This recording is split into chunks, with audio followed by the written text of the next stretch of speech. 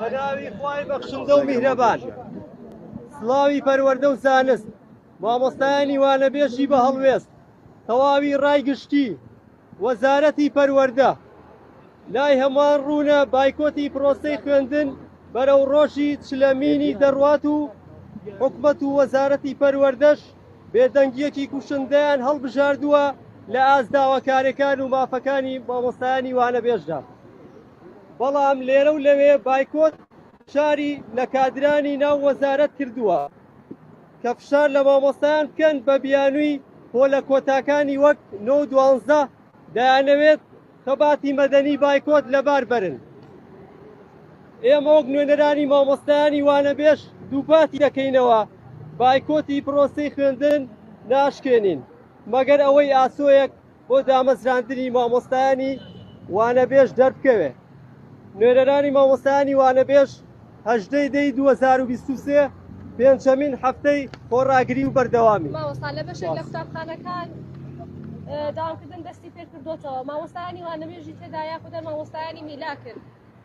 بەو پێی ئێمە ئاگادار بین دڵنیانی کە مامۆستایانی وانەبێژی تیابیانە دڵنیا شانەکەینەوە کە تیان نیە تەنها مامۆستایانی میلاک دەوامەکەن. بەڵێ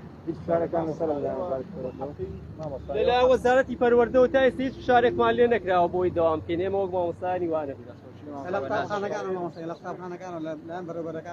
لە قوتابخانەکان و لەلایەن بەڕێوەبەرەکانی قوتابخانەکانیشەوە هیچ شتێکمان ئاڕاستە نەکراوە یاخود فشارێکمان لێ نەکراوە تاوامان لێ بکەن دەوام بکەین. پێم خۆش بوو لێرەوە بۆ هەموو ڕاگەیاندراوەکان دەستخۆشێکی تەواو بۆ بەناز بەڕێوەبەری پەروەردەی ڕۆژاوا بکەین کە هەمیشە پاڵپشتی مامۆستایانی وانەبێژ بووە. هیوادارم بەڕێوەبەری پەروەردەکانی کەش چاوە لە مامۆستا بەناز بکەن کە پاڵپشتی خۆیان بۆ مامۆستایانی وانەبێژ دووبات بکەنەوە. دەستان خۆش بێت.